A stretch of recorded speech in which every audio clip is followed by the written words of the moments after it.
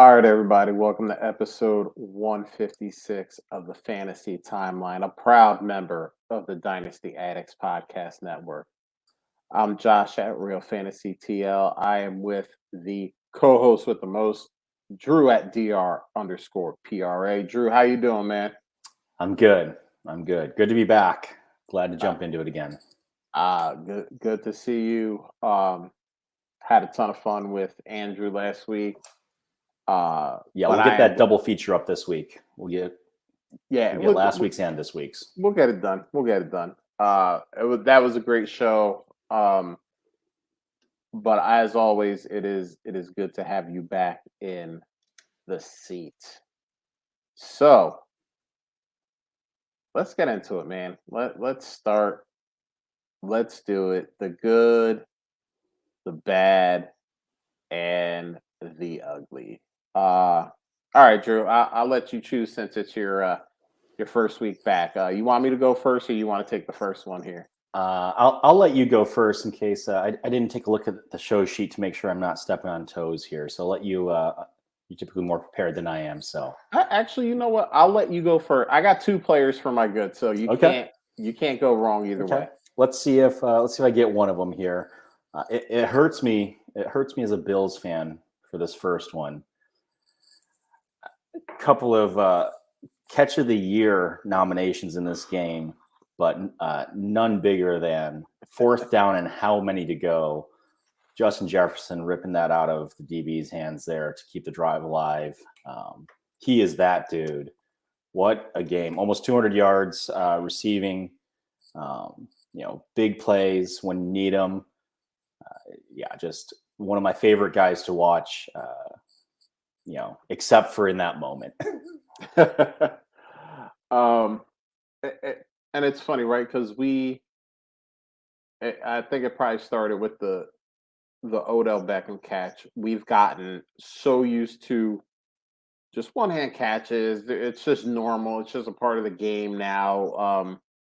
George Pickens had one earlier in the season against the Browns sideline. That was a beautiful catch.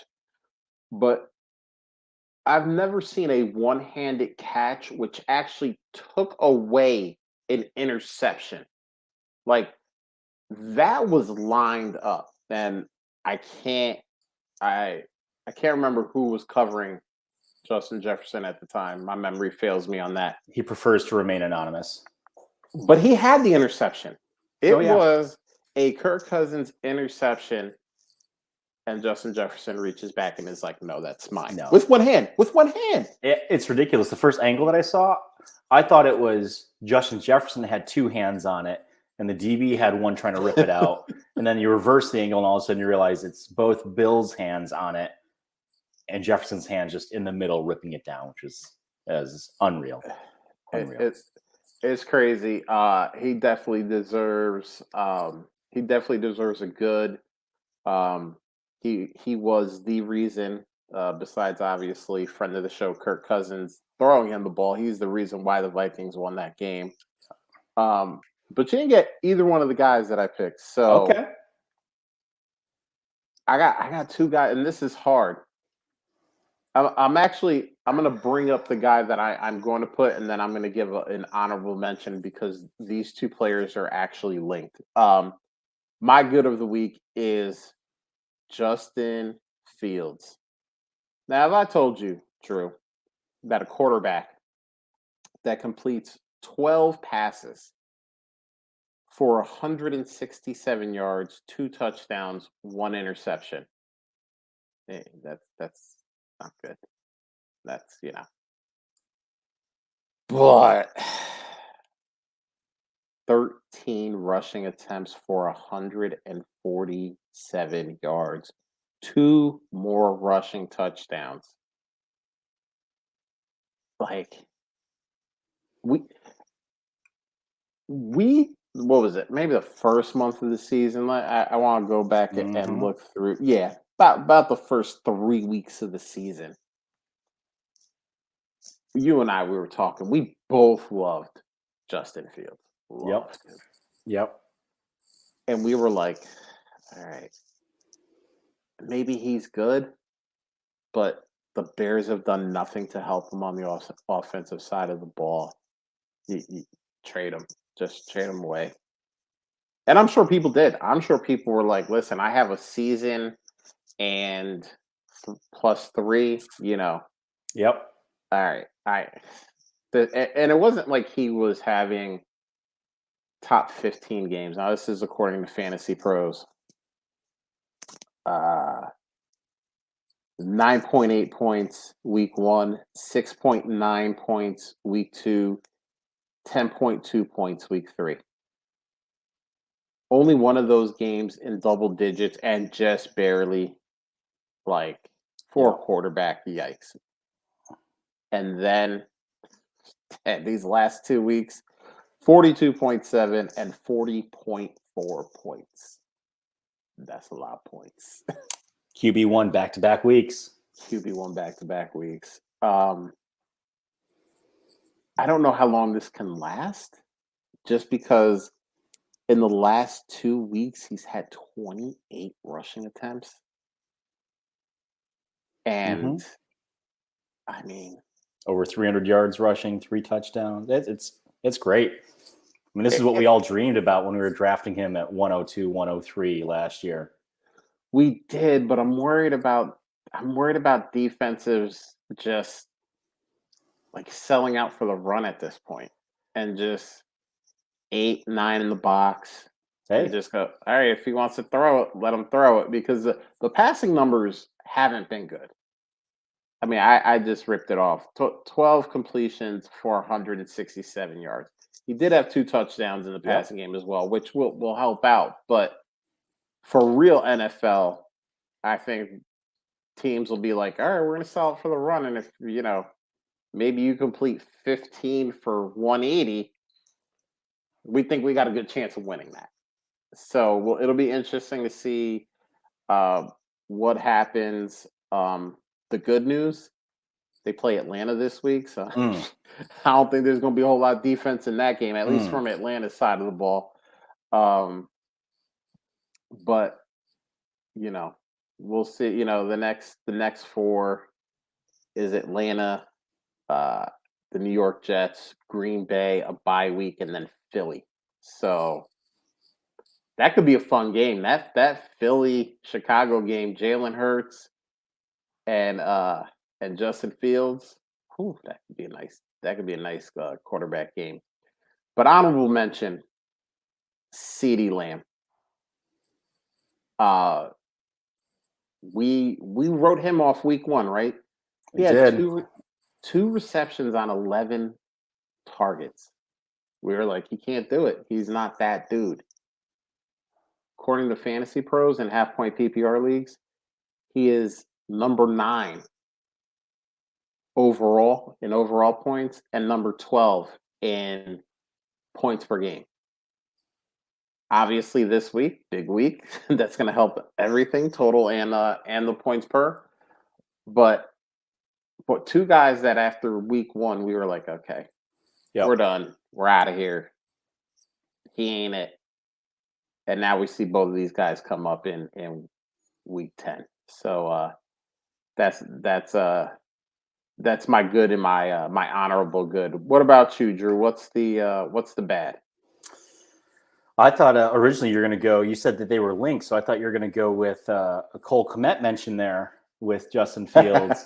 A couple of good plays there, but for bad, it's funny you mentioned that stat line for CeeDee Lamb early in the season: 2 catches on a high number of targets, low yards, and fantasy darling for the last couple of years. Kyle Pitts has a couple weeks now with similar numbers. 2 catches the last 2 weeks each, 7 targets last week, 8 this week, under 30 yards in both cases. Now, again, there's, I'm sure, plenty of blame to pass around to Mariota and the rest of the team, but they got to find a way to get this guy the ball. If he's as athletic as everybody, we've seen him pull off some great catches. He does great one-on-one. He gets mismatches. So, but yeah, for where people have been drafting him, for the value that he's held, I'm getting to that point where now I'm curious what it takes to get him from some of these managers that are trying to contend this year that maybe they're willing to sell a little cheaper there if they can get somebody who, like maybe a TJ Hawkinson, that's gotten renewed energy going to the Vikings, seeing what the gap is between those two guys in Dynasty now. So feel sorry for some folks that went early there. Still some season left where he can turn it around, but the last couple of weeks have been pretty tough to watch for the guy that a lot of folks were saying value-wise was the TE1 over the last couple of years. Yeah, and it's crazy because I think some Kyle Pitts truthers have been saying, listen, the Falcons are going to be bad. At some point, they're going to go to Desmond Ritter, and this can all turn around. And Arthur Smith said in a press conference this week, that's not going to happen. It's going to be Marcus Mariota. And they're only a game back from first place in the NFC South. Like, think about that.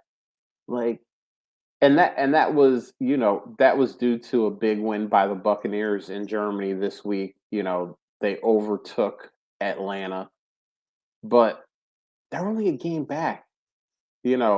Maybe that was the win. Maybe the Germany win is the win that catapults the Bucks, and they start opening it up a little bit. But nothing that the Bucks have done so far makes you confident that they're just going to start pulling away with this now. They had a great game in Germany. I'm not going to take that away from them, but this season has not been the normal dominant Tom Brady type season. So we'll see what happens. But I mean, Arthur Smith is happy that he's kind of playing this,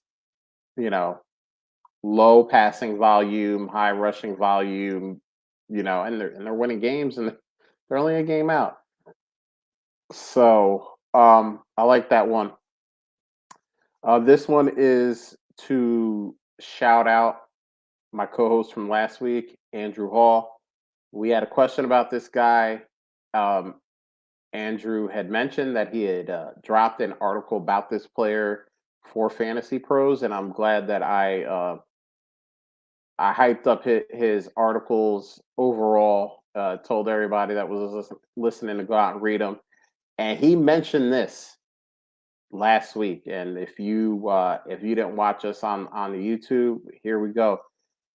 Bad for this week. Amari Cooper, 3 receptions for 32 yards.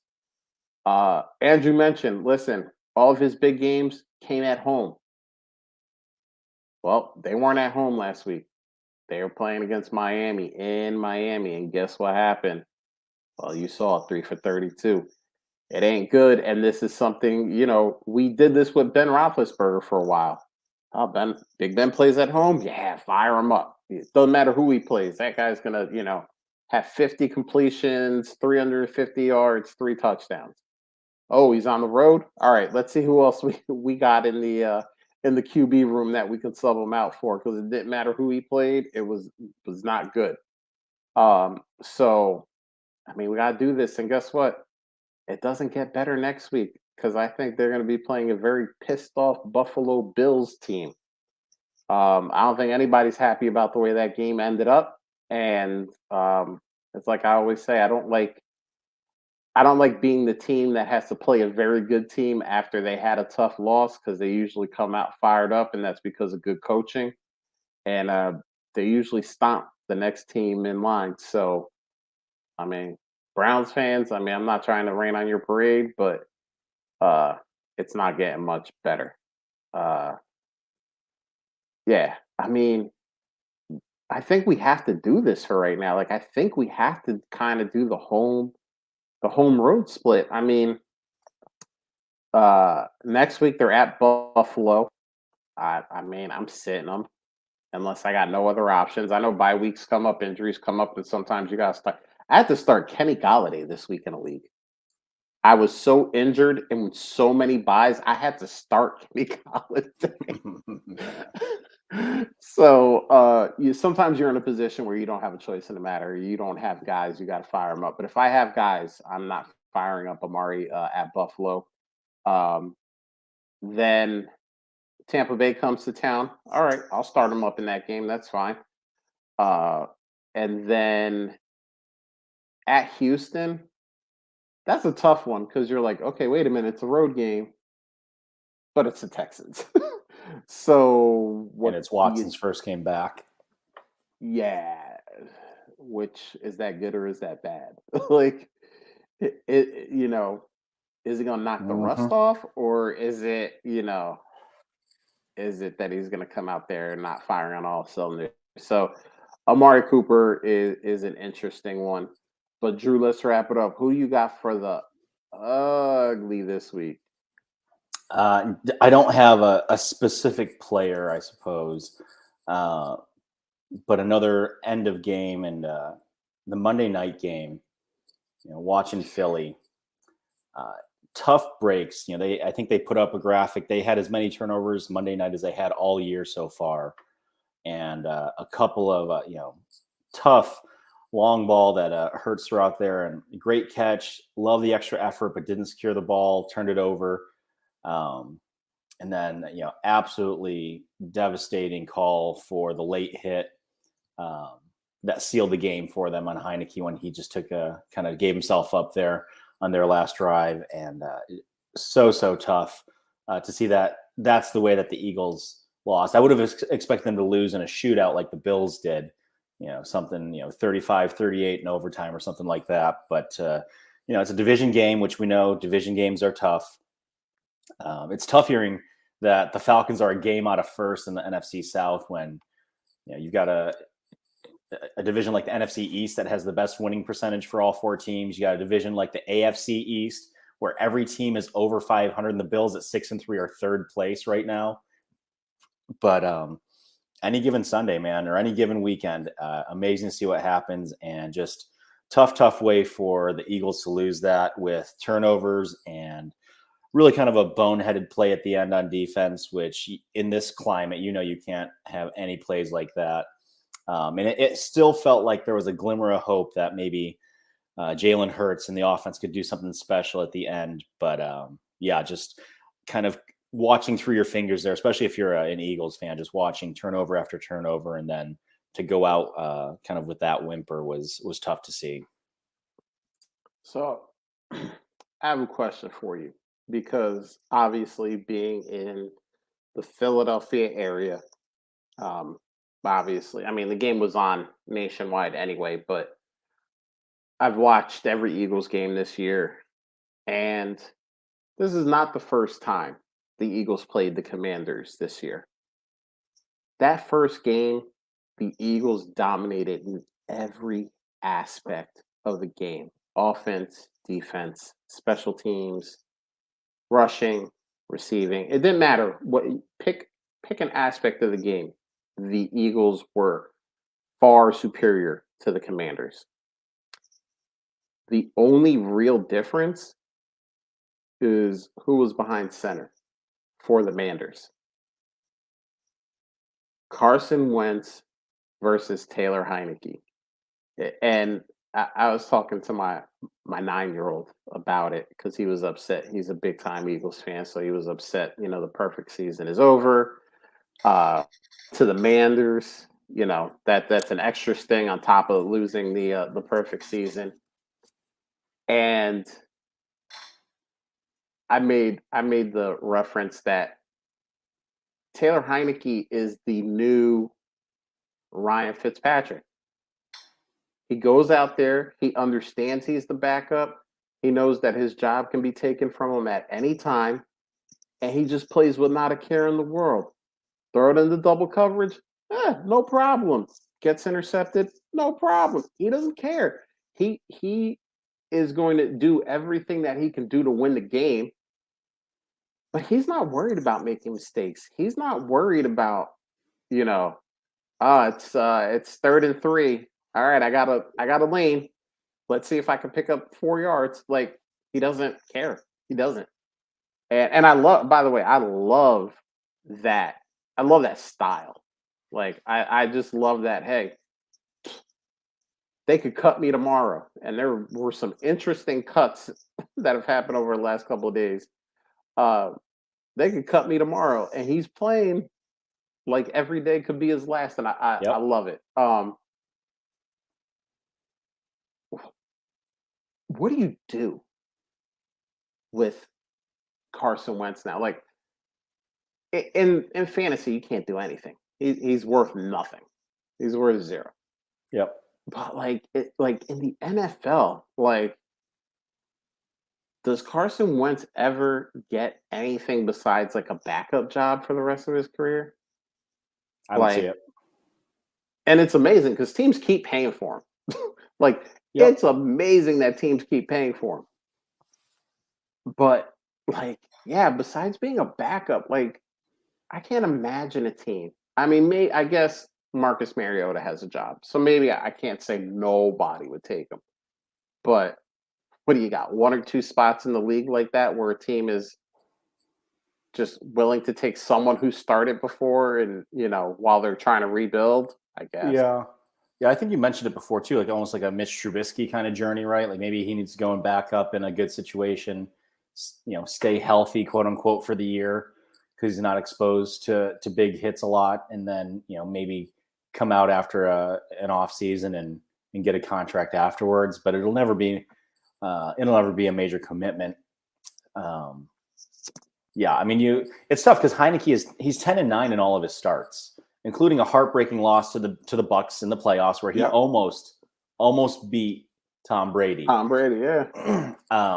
So yeah, I think you have to keep rolling with him. I think the team embraces that, right? You see the guys, even in the post-game interview, you mentioned he's staying humble. He understands his place. He's ready to give the starting position back to Carson. Excited for him if he starts again. But you watch the teammates around him like interrupt the interview, hooting and hollering, patting him on the shoulder pads on the way by and stuff. There's a different energy there. And then, Bill here in the chat, besides the QB, yes, you have an additional running back with Brian Robinson, which again, different energy there. Good to see him. And I think it's great for him and Gibson both, to have that split. It's not great for fantasy, but I think it's good for both of them. And I love seeing both those guys get their chance. But yeah, I mean, if I'm Ron Rivera, I'm rolling with Heineke. And at this point, I know there's so many other business nuances in this, and everybody's got to think about their job and next season. But I mean, I think he honestly gives you the best chance to win. I think Wentz is playing scared. He doesn't have the edge that he had in that season when he looked like he was going to be a front runner for MVP. He looks like he's broken, So take a guy, and Ryan Fitzpatrick is my top 3 favorite quarterback of all time. It's Jim Kelly, it's Peyton Manning, and then I think it's Ryan Fitzpatrick for me. So if we got a second version of Ryan Fitzpatrick, heck yeah. I'm all for that guy. I love seeing him go out there and seize every moment, like you said.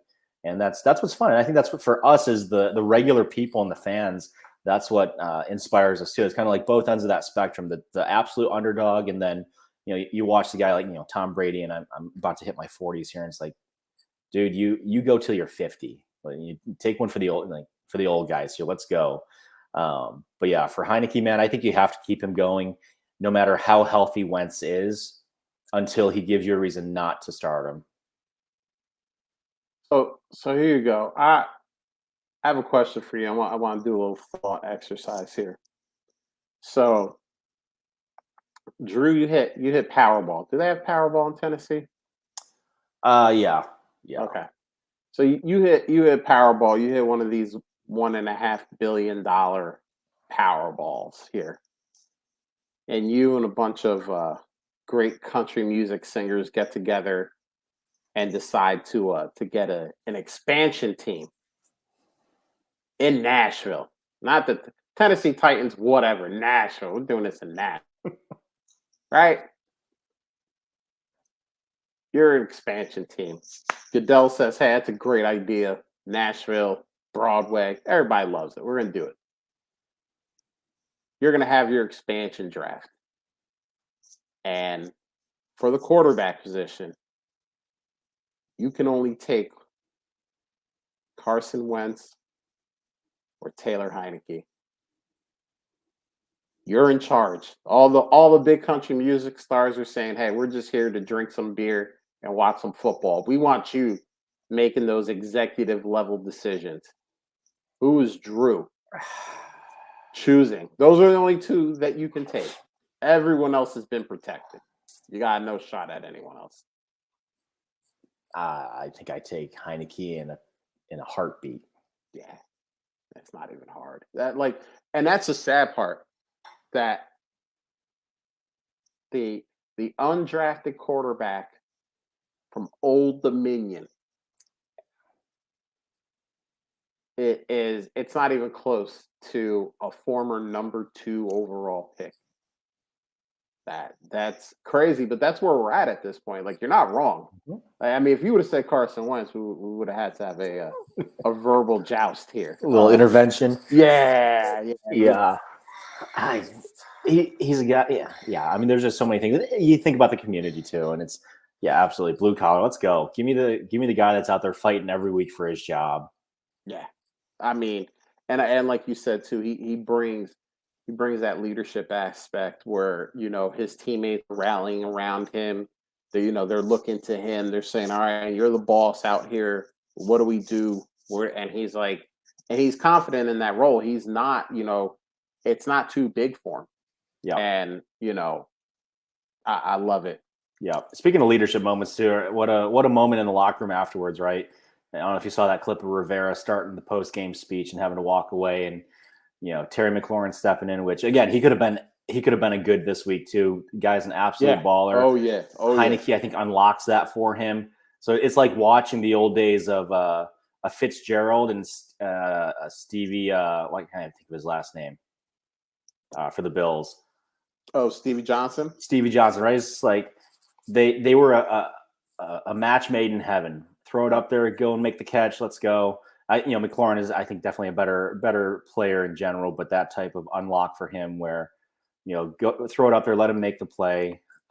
So really cool to see that afterwards as well, which again, I hope Rivera has the opportunity to succeed with Heineke. It'd be good for both of them, but yeah. I mean, you mentioned it earlier that the NFC East, every team is 500 or above. Like, that's crazy. Like, and the jokes have been made over the last few years at the NFC least, Mm-hmm. and I mean, obviously, Philly with a tough loss. The Giants were on bye, so they kind of were able to skate out of it. The Cowboys with a terrible loss, and then obviously the Commanders with the big time win. So yeah, I mean, right now the way things are looking, it's a long shot, but the NFCs could send all of their teams in, which is kind of nutty. But I think the Commanders are like one game out from that 7th spot. Yeah. So like. Yeah, with the new format, right? Yeah, totally. I mean, they could. I mean, I'm not predicting it to happen, but right now, if the playoffs were to start today, the Commanders would be one game out of that 7th playoff spot. Which is five or six of those 14 playoff teams could be from the Eastern divisions, from AFC East, NFC East. And if we would have said that, if we would have told you both New York teams are currently playoff teams, and the Commanders are in the hunt. Like, if I would have told you those 3 teams are either in or in the hunt, you would have laughed so hard. And look, here we are now. We're looking at these teams like, we don't know quite how they win, but they win. They do it, and that's all that matters. They listen. All the 2 New York teams might get smacked in the first round. They might just get their doors blown off, but they made it there. And I've been wondering this for weeks, and I've kept it to myself because I'm like, the wheels are going to fall off for the Giants. The wheels are going to fall off, and they haven't fallen off. What do the Giants do with Danny Dimes? Like, you draft a quarterback. If they're in a position to draft a quarterback, I don't know what they have for picks next year, if they have a chance to. But if they don't, if they're late and they don't have a shot at I think they have to take it another year with them. If they're a 10-win playoff team, they're drafting in the 20s. Yep.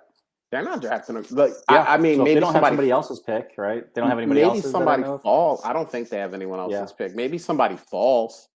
Maybe they trade up. I guess that's always a possibility. But like, Now you get another legit wide receiver for that yeah, offense. yeah, like you have other holes to fill. I mean, as good as they Yeah. are, they have holes. Yep. So it's not a, you know, it's not a, oh, just, trade up and get a quarterback. It's all you need, Yeah. to win a Super Bowl. Like they have holes, but like, but here's the thing. What do you have to say? Even if you only want Danny Dimes for a year, what do you have to sign him to? Because Uh, guess what? Teams teams make bad decisions all the time. We see it. And I don't think a like 2-year, $30 million contract is going to get you Danny Dimes. where is he? He's in his 4th year now, or is he in his 5th year current? He's in. He's in his 4th year, and they already rejected his 5th-year option. So he's a Okay. free agent after this year. So, Gosh, like, they could so, be competing with somebody else that wants to throw $30 million at him. and that's what I'm saying. Oh, Like, God. There are going to be teams. Tom Brady's going to retire. Big win by Green Bay, but if they kind of continue on what they've been doing, they're not making the playoffs. And Aaron Rodgers might say, "Screw this! I made $50 million this year. I'm out of here. I'll talk to you later." Obviously there's going to be teams, looking at the quarterback position. All right, hey, what's going on? Like the Texans. I mean, they're going to Yep. be in a spot to draft a quarterback, Yep. but Saints, the Falcons. Seahawks. I don't know, Gino. I think they love Gino. Don't say I mean, I think they love. I mean, it's- look what Gino has done for them. I mean, it's hard But not to. Gino's another guy. Like, He is. I don't know. I think he actually has an extra year. I think he signed like a 2-year. But Okay. like, Gino's another guy where it's like, God, what do you do with Gino? Like, and there could be some legit openings where it's like, okay, like, so I don't know if like a 2-year, 15 mil per gets you Yeah, Danny may not be in the Dimes. cards. Might And have then to it's push like, 50 million or something like that. and then it's like, if Danny Dimes goes somewhere else, then you got to play the carousel and hope you land in the right. Like Yeah. it's going to Yeah. be interesting. I can't It wait will. to see it because if they go 10-7 and they're in the Yeah. playoffs, But what a difference a healthy Saquon makes, right? and a good coach, because And what has been the knock on Danny Dimes? The turnovers. He Yep. fumbles the ball. He throws interceptions. This dude is playing clean this year. And that's a big reason why they're winning games, because they're not blowing teams out. They're winning a lot of close games. Last possession. Yeah. And why is that? Because Danny Dimes isn't turning the ball over. Yeah, he's not losing it. He's not giving the opposing offense 2 or 3 extra series in which to score points. And I think Brian Dable is smart enough to understand that with what he has on hand right now, he can't afford to give anybody any extra offensive possessions, because if he does, he doesn't have the horses to come back. Yeah. He's got Saquon, as you mentioned. He's got a pretty good defense, actually. A resurgent Darius Slayton from year one. Okay, yeah, you can have him. And like a Danny Dimes that's kind of playing with his head and not playing. I talked about it earlier. Oh, Taylor Heineke, I love that he just doesn't care, but it's different when you're a backup. Yeah, like you don't care because that starter is going to eventually come in, so you might as well just show off. Yeah, and hope that someone sees it. When you're the starter and you were, what was he, the number 8 or something? Yeah, I was going to say 6. So somewhere in that 6 to 10 area, there's a different standard. You have to be great. You're a top 10 NFL pick, you have to be great. He's doing it without his legs this year too, which I think He that was is. always kind of like that safety net. Okay, great. He might turn over once or twice, but he's going to make up those points with a big run here or there, and he's not having to do that this year, which is Well, that sniper got him a couple seasons ago, and I think he hasn't been the same since. yeah. That chalk's a little sticky out there around the 20 or the 15. Yeah. So I'll hit you with my ugly. Yeah. Chase Claypool, and we talked about his quarterback earlier as a good, but Chase Claypool, trade deadline comes, the Bears trade their second round pick, not the additional second round pick that they got from Baltimore in the Roquan Smith trade, which is their pick. It's gonna probably be a higher pick. The Bears are probably gonna be drafting higher than the Ravens. And we are like, well, they're trying to give him weapons, right? They're trying to. What were yelling about at the beginning of the season? They gave him no weapons, and Chase Claypool is not going to have to fight Deontay Johnson and George Pickens anymore, and Pat Fryermuth and Najee Harris, and hey, it's going to be him and Darnell Mooney, right? We had some hope for him. Hope sprung eternal. 1 reception for 8 yards. You traded a second round pick for 1 reception for 8 yards. By the way, last week, 2 receptions for 13 yards. That's what you traded a second round pick for. Okay. I saw that trade go down and I was like, wait, a second round pick? And probably like a top, at that time, it was a top 10 because this was before they just said, all right, Justin, run it 15 times a game and get a whole bunch of points that way. So it was looking like a top 10 pick. But I doubt the Bears are going to be a playoff team. I mean, maybe they are. I should actually check that out. You got Vikings leading the division. No, the Eagles still have it because they have the tiebreaker against the. For the total, but for the NFC North. Oh yeah, Vikings number 1. Bears have got to be close to number 2. Vikings probably have number 2. Bears a close third, and then the Lions. All right, so I got it here.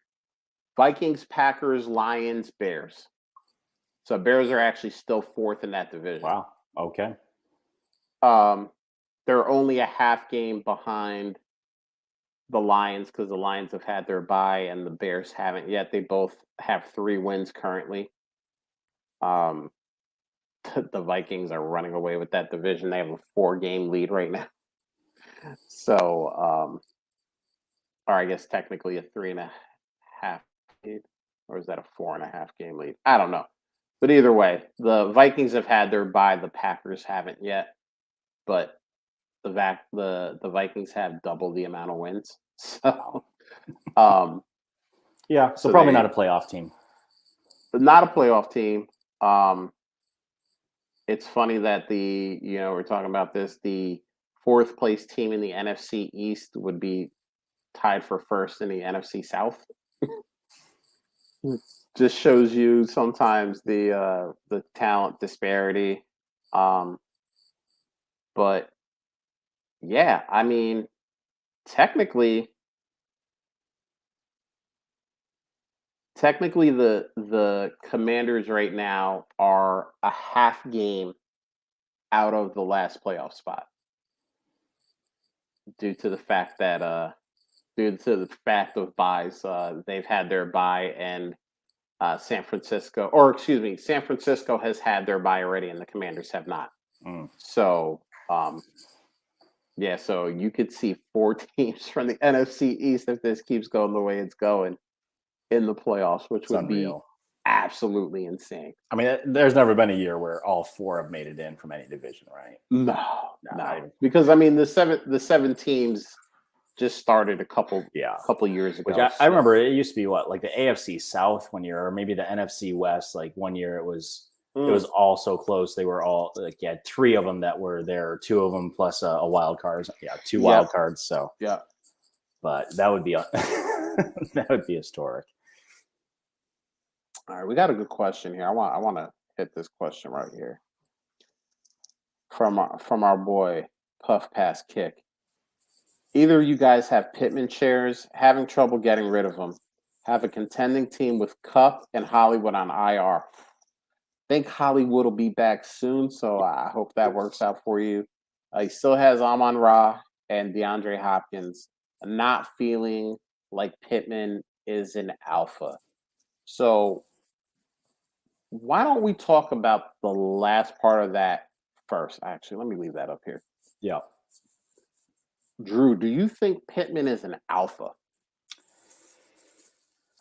No, I don't think he's in the same category as we mentioned earlier, a CeeDee Lamb or Justin Jefferson or Jamar Chase, Cooper Kupp, Hopkins in his peak. I think Pittman is a very good. I think he is. I would still rather have T. Higgins than Pittman, but okay. I think they're in a similar type of a place where I don't know that either one of them is going to be the guy on their team. But if you put a good wide receiver across from them, they're going to do damage. And some of that comes with competent quarterback play as well. I don't think Pittman is talented enough and quite quarterback proof like a DeAndre Hopkins or what we've seen from Mike Evans over the years and some guys like that. Yeah, so I will say, and I know it's blasphemous to say this, but I've been pretty consistent. I haven't really been all about Michael Pittman from day one. I didn't see a lot of the things that everyone else saw. Obviously, like week 1 was the week where every player that I bashed during the offseason went off, and Michael Pittman was one of them. Made me look foolish. I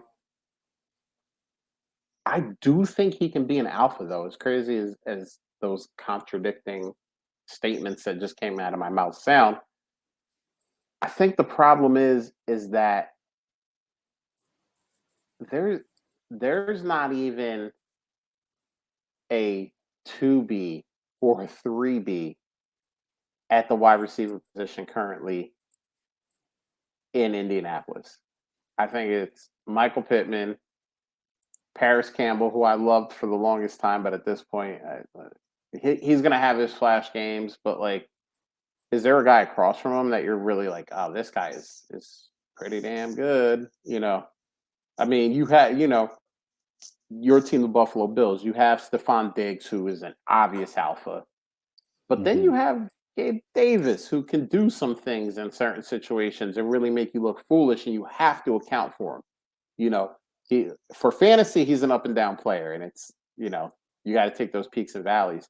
But an NFL defensive coordinator going up against the Bills is going to say, obviously, we have to do everything we can to limit Stephon Diggs because you don't stop that man.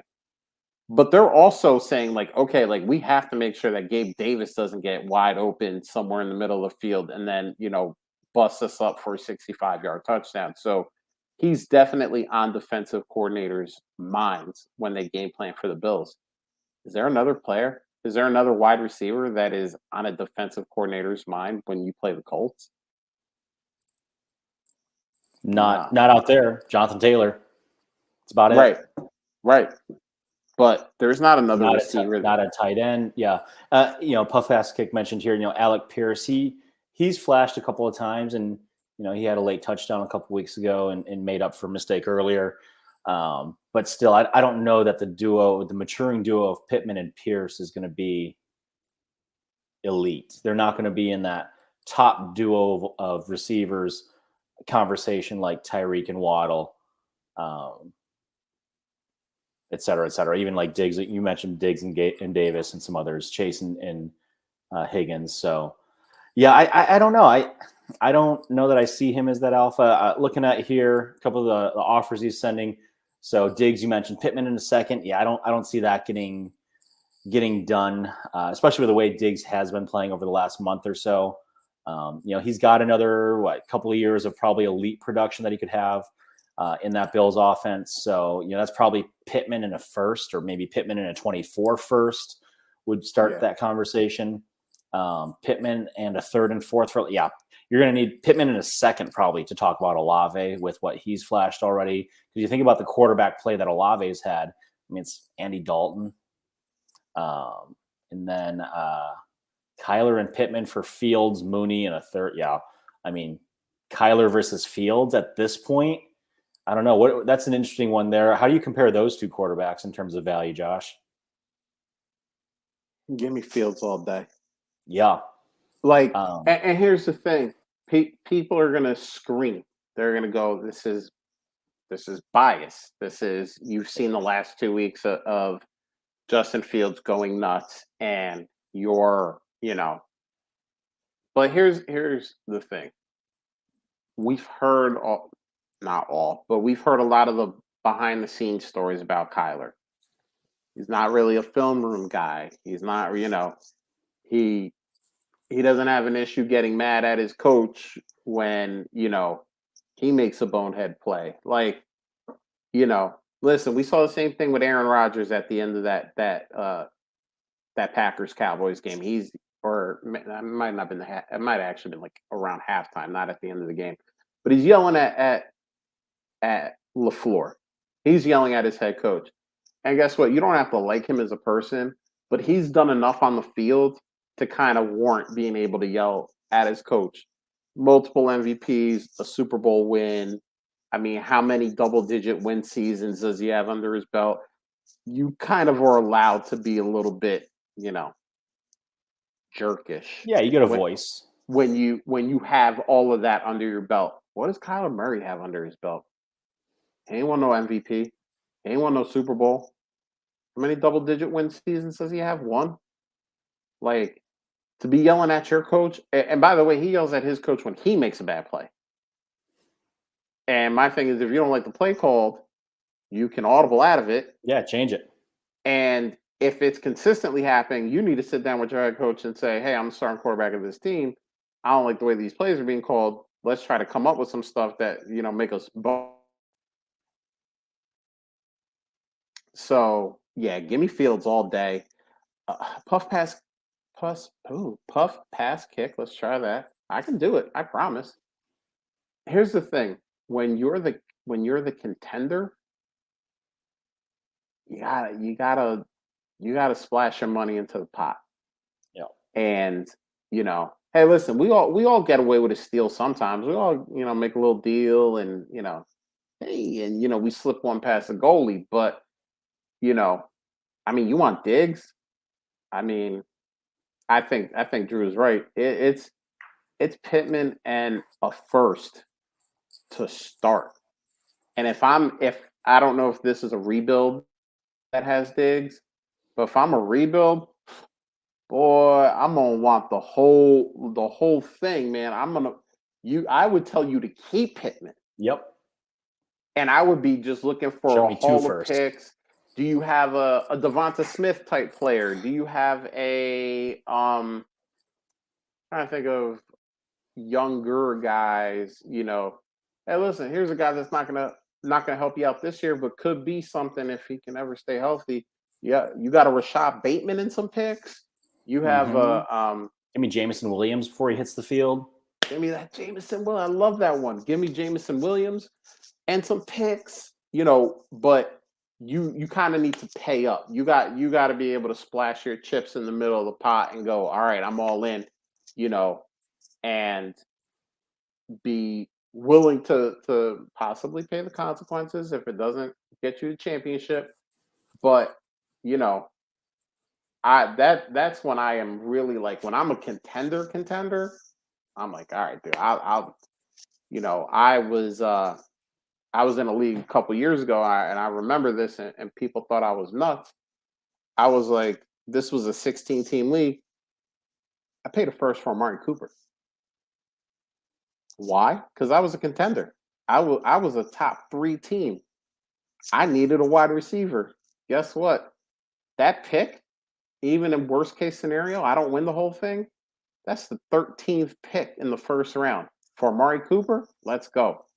and the team was rebuilding. They were like, it's a first round pick. I need assets. So it was a win-win. But people were like, dude, you paid a first for Amari Cooper? I was like, yeah. Yeah. And if the dude would have come back and countered with like a first and a second, I probably would have still said yeah, because I'm trying to win a champ. I had won the previous year, so I was defending the championship, and That's I some was pride on the line right there. I was coming in hot. I was like, listen, I'm a top 3 team. Let's go. I was like second or third in points scored. I was like second or third in record. Like everything said, hey, this is your time. Get it done. Yeah. And you get it done. But this one says Commissioners League has T. Higgins and Devonta Smith. He's in a rebuild. Feel like Pittman and Smith are comparable in value, but Smith has upside with Goddard out. What would you offer for T. Higgins? All right, this is an interesting one. What would you offer for T. Higgins? Drew, I'll let you start this one off. I think Pittman in the second is what it would take for me if I had T. Higgins, because again, you're looking at similar age, and I prefer T. Higgins pretty strongly over Michael Pittman. Again, I probably have them in a similar tier, or maybe T. Higgins is at the top of his tier, and then Pittman maybe in the top of his tier or the bottom of the one that Higgins is in. So again, it all depends on where you have your rankings there, but it's a significant enough difference between Higgins and Pittman for me that I'd want that second. I think Pittman could end up having similar points per game or total points at the end of the season, but Higgins has the better quarterback, the better offense right now. He has the opportunity. He has that ceiling. He could go for 150 and 2 touchdowns any given week. And I don't think you can say that about Pittman right now. So if you're making that push, then yeah, I would rather make that. So that's the question. Like, would I rather do Pittman a first and a second to get to Diggs, or would you rather do Pittman in the second to get to Higgins? I mean, if I'm a contender, give me the dominant player. So that's where you got to count the cost a little bit and see what it's worth to you. Because I don't think Hopkins maintains this pace, especially when Hollywood comes back. I don't know that Murray right now is supporting 2 elite wide receivers. I know Ertz is out for the season, so the targets can maybe spread around a little bit differently. But looking at the wide receivers you've got, I think if you're making that push, like, go all in on Diggs. Figure out what it's going to take to get there. It's a step up to get to Higgins, but I don't know that Higgins is going to make your team that much better, where it's going to make you feel like you have that much of a better shot at winning it all this year. Whereas Diggs, I mean, he could go for 200 yards and a touchdown any given week as well. Yeah. Yeah. So as you said, the commission has T. Higgins and Devonta Smith. If he's rebuilding, I don't see why he would trade Smith unless a father type offer. He gets an offer he can't refuse. But for T. Higgins, the first offer I'm making is Pittman for Higgins, and here's why. I'm not adding anything to the Pittman side as the first offer. Because there are a lot of people, and we hear it, Drew. We listen to podcasts, we're on Twitter, we're talking to people. A lot of Pittman truthers out there. And it's real easy for somebody to say, look, the Colts quarterback.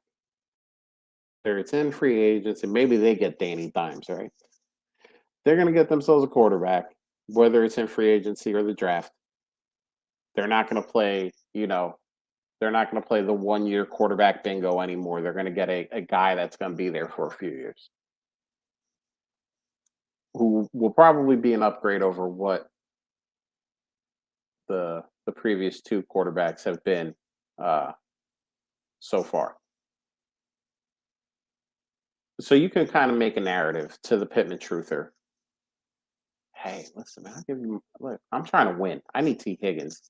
But this Michael Pittman, you're building. You need a Michael Pittman. Now, that could get rejected because obviously, I mean, if the commission is your friend or you've been in this league for a while, you probably know his opinion on Michael Pittman. But if you don't, you throw it out there, see what happens. Maybe he's like me, not a Michael Pittman guy. Okay, fine. That's when you go, all right, Pittman and 2 seconds. No. All right, Pittman in that 24 first. Come on, let's make it a deal. T. Higgins, we're done. And then you ride T. Higgins. I know T. Higgins did not have a good week last week, but if you look at what he did the previous 3 weeks, you would have been more than happy to have T. Higgins on your team. So, that's what I would do. And obviously, if you want to big boy the trade, try to get both of them. Get Pittman a first, 2 seconds, and see if you can get Higgins and Smith. But that's if you just need one guy, I go for Higgins. I don't think the guy is going to trade Smith. There you go. I want to put this one up here. So he's in a weird rebuild. He's got a lot of older players and picks them up off waivers. Tries to sell them. Just seems obsessed with having picks. I think Pittman in a second will work. Hey, and you know the league. You know kind of the marketplace. You know the value. So I would say, throw Pittman in a second out there. And if he hits accept, throw yourself a party. Have a good time because I still think that's a steal. So throw it out there, see what happens because why not? Like, what's the worst that can happen? He says no. All right, you go back to him and say, all right, what's it going to take? I want T. Higgins. What's it going to take? Yep. Obviously, I'm willing to give you Michael Pittman. What do I need to do on type of Michael Pittman to get T. Higgins back? So that's a good one though. Puff pass kick. That's a good one. And actually, I was while you were talking, I was actually looking at Tankathon to see where the Colts will be. And if the draft was to happen today, they'd have the 15th pick, and they would pretty much be struck out on all of the high impact quarterbacks. And that's kind of the thing is like, man, what do you do in these situations? I mean, the next quarterback, which is actually very interesting by Tankathon, is taken at 23 by the Jets. So, okay. I don't see how a team that's right now classified as a playoff team would go ahead and take a quarterback after taking a quarterback with the number 2 pick. But, so it looks like right now, the next quarterback taken is going to be in that 20s range. So do you just jump the gun and take them about 10 spots too early? Do you try to trade down and hope, there's a lot of things going on, and who knows, maybe by the time the draft season gets into full effect, that quarterback, which is Hendon Hooker from Tennessee, who is going to take at 23. Maybe he keeps rising up and he gets to 15, but and then they traded picks. They traded picks to get Carson Wentz, and then they got picks to get rid of him, but they don't even up. So it's kind of like, do what you got to do. But Drew, is there anything you want to? Here's one actually. Before I ask you if there's anything you want to talk about, what about Eno Benjamin getting cut? Guy was starting some games. Yeah, he was scoring. He had a couple of good weeks there, and then they gave him the axe. Yeah, that hurts. That hurts one of my 0 RB teams. What are you talking about? You still got 0 RBs. You're good. Isn't that how it's supposed to work? It makes a statement, I guess. Oh man. Yeah. Like, I mean that's crazy. It'll be interesting to see who picks him up. Yeah. Dallas Goedert getting hurt is crazy. Yeah. That was again another tough way to have the turnover there, right? Clear face mask on the replay, lose the ball and get your all-pro tight end hurt in the process. Yeah, it was just a tough week. I like Dallas Goedert. He's always been kind of on that fringe of a top end tight end. So typically somebody get a value. I think we have him in one of our leagues. We got him as a fairly decent value there. But yeah, hopefully he recovers quickly and can be a part of the playoff run and stuff. But yeah, not a good replay. And I'll be honest, I can't believe the Philly crowd didn't go a little harder at the refs after watching that on the big screen. Yeah, I mean, that's tough. We've all been saying, Zach Ertz is finally out of town. It's time. It's time for Goddard. Let's go. And he was playing well. This isn't to say he wasn't playing well, but that's a tough way. I put in some bids for Jack Stoll just to see what happens. Probably he's nothing. He's Peyton Hendershot, so to speak. But I'll throw my dollar. Actually, I got him in a couple leagues, and I know I did zero on him in every league. Yeah, I got him in a couple leagues. I actually remember now that I did not bid a single fab dollar over all my leagues on Jack Stoll. I said, hey, we didn't get him, did we? No. Okay. No. But here you go. Another one to talk about. I think we can end on this one since he destroyed my Cowboys' life. Christian Watson. Yeah. What? Has he arrived? Was it just a lucky day for the rookie? I mean, it takes something for Rodgers to go back to you after you drop 2 passes in the first half, right? So you damn well better catch everything else that he throws at you.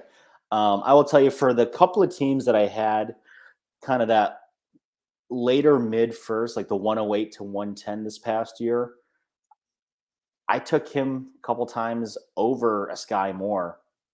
I don't think I drafted a Sky Moore anywhere when I had the chance. There's only 2 or 3 places, but to Christian Watson, it was disappointing to see him hurt early. So I liked what I saw from him as far as coming into the draft. And obviously you're rolling the dice on, will he be somebody that Rodgers can trust and kind of latch onto?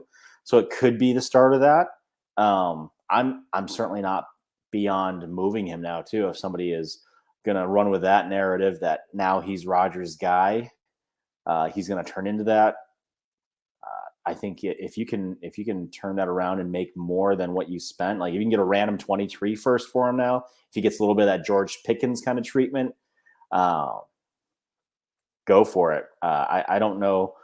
I've got a couple of leagues where he's my really wide receiver, like 6, 7, based on the other depth that I've got, and it would take a little bit more probably to move him. Because I think at that point it's worth holding and seeing what happens over the next couple of weeks. But yeah, I don't know. I hope it's a good sign of things to come, but who knows? Rodgers is fickle. All right, so let's play a game here. Let's play the Christian Watson game. You have Christian Watson, and I'm hyped now. I'm excited. Christian Watson, he's that dude, right? Three touchdowns, just eviscerated the Cowboys. I'm giving you 23 seconds. 2:02 and 2:06 is where it's going to end up. You making it? I don't think so. I think I'm hanging on to it for those. You hanging on? So it has to be a first for you. Yeah. I don't think he gets a first yet, but if he comes out next week and goes for, goes 6 for 100 and a touchdown, I think you might start getting some people, raising an eyebrow. What's going on here? Do I do it? Do I send that 21st? So it'll be interesting to see what happens with that. Like, because I'm not all in on Christian Watson yet. He had a hell of a game. Can't take that away from him. I actually won in the league because I play in a league where you get a Tuesday switch. So pretty much what happens is the commissioner will take the highest scoring player off your bench and replace them with somebody at the same position. Mm. So Man, Christian I hope you had Watson, Chase Claypool on that team too.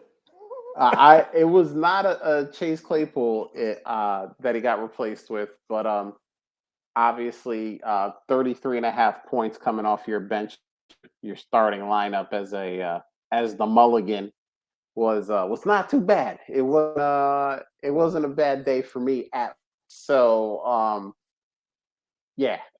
So he did help me win a league this week, but I'm not there yet with the hey, let's give up a first for him. But if you can get a first for him, you take that thing and you run, man. Yeah. Now, any first? Yeah, 112? I take any 23 first. Okay. I like it. I like it. So while we end on that note, and I want to say thank you to everybody in the chat. Always great to see you guys talking, throwing your questions out. Always fun. Uh, remember, hit subscribe, hit the bell, hit the thumbs up, and make sure you bring it on down. We love the interaction with everybody. If you're doing a podcast thing, appreciate you guys. Over an hour here, and you guys are listening. You guys are jamming with us. Remember, um, make sure you subscribe if you were referred by a friend or you just kind of found us, and then do the rate and review that always out. And I think on that note, Drew, we are out of here. Late.